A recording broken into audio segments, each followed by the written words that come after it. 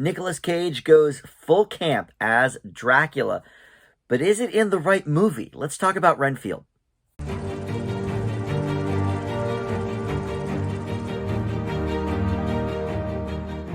Hey guys, Dan here. This is Dan Reviews It. Welcome to my spoiler-free review for the recent film Renfield. This had a fairly short run in theaters, but it is now available for streaming on Peacock. So if you've got that service, you can check out this movie for free. Before I launch into the specifics of it and my thoughts on the film, I want to welcome you into Dan Reviews It. Thank you for finding this video. We've got a ton of great movie and TV reviews for you to check out here on the channel. I try to post something new just about every day, about 5 or 6 videos at least every week. So always something new to check out. And please consider subscribing down below there, or just like this video, comment, share it on your socials. All that stuff does help the channel out. All right, so when I first started seeing previews of this movie, I thought this seems very funny. Nicolas Cage obviously having, a bit of a moment right now in his career, definitely getting into sort of the more tongue-in-cheek type roles. And it seems on the surface that this might be a role that he was, sort of born to play. He did play some sort of vampire years and years ago. Was that Vampire? It wasn't Vampire in Brooklyn, was it?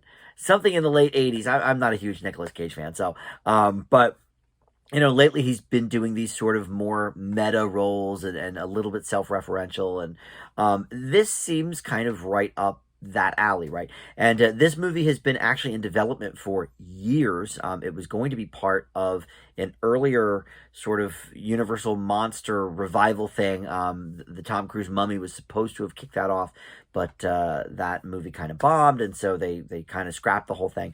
But Renfield, who is played in this movie by Nicholas Hoult, is Dracula's assistant, and that goes back to the novel, from forever ago. I didn't know that. I'm not super versed in the world of Dracula.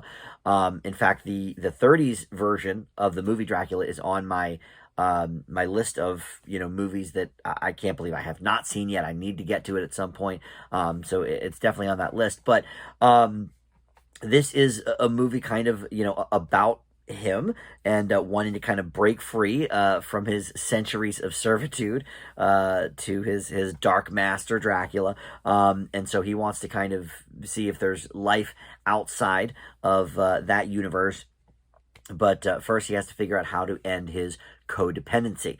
And that is sort of where the humor of the story serves us. So Nicholas Hoult, like I said, plays Renfield. Also featured in this movie is Awkwafina as Rebecca, who is a cop. Ben Schwartz is also in the movie, who Parks and Rec fans will know as John Ralphio, and he's done a bunch of things over the years, but he plays like a mob boss kind of guy. So this movie, from the trailer, seemed like a hilarious romp with these characters, but the movie has a huge identity crisis.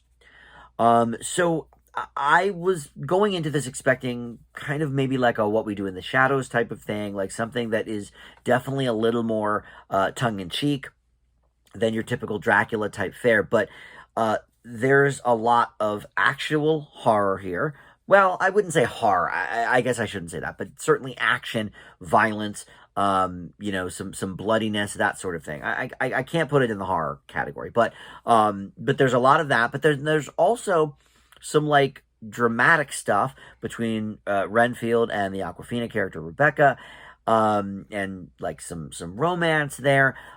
This movie just has a huge identity crisis, and it's got some interesting ideas. I don't know that I ever found it as hilarious as the trailers kind of indicated to me. And I'll be honest, I don't usually watch trailers. If you watch my channel, I talk about this all the time. I think trailers give away way too much of the movie, so I try to avoid them. But every so often, if I'm going to the movies by myself, I will purposely go like super late, to avoid all the previews and then just see the movie. But if I'm with friends or whatever. So, over the last few months, I have seen a few, sort of horror-ish movies with a friend of mine, and so I ended up seeing this preview a few times, and I thought, okay, well, this looks kind of funny. They're certainly playing up that angle, but the real movie is very, very different in terms of not knowing what it wants to be. And I mentioned up at the top, Nick Cage is sort of doing this real campy thing with Dracula, but is it in the right movie? I'm not sure if he even knows, because there are times in this movie where he actually is very, very intense and, maybe a little bit scary. But the other times he's just like chewing up the scenery and doing bits and stuff. And that's kind of what this movie feels like. It feels like a sketch that sort of went way too long or something like that. Like I could see, SNL or whatever, Mad TV back in the day, doing something like this, okay, here's Dracula's assistant. He's going to like this codependency self-help kind of group, whatever, and mentioning, what his thoughts are, whatever. And that was sort of the idea, I guess. And then they just went in like all these different directions. And the stuff, to be honest, with, him and Aquafina, like I wasn't really interested in that at all. Aquafina, I just also caught in The Little Mermaid. I will be doing a review for that shortly. I'm a little bit cooled on Aquafina right now. Maybe it's the oversaturation. Maybe it's that she doesn't seem to vary her roles very much. And here it's more of the same. She's kind of just being Aquafina. And she actually probably got the most laughs out of me in this movie, so I guess I'll give her that. But the more dramatic stuff wasn't working for me. The CGI blood is like horrible. I don't know if that was on purpose to kind of stick with sort of the campiness of everything, but it did not work for me at all in that regard either. But that's the real shame of this movie. This film actually has some solid ideas, and the concept is good. I like the idea that, okay, this guy's kind of sick of his life of servitude and he wants to explore some other things, doesn't know how to do that, isn't maybe, powerful enough to beat Dracula in that regard.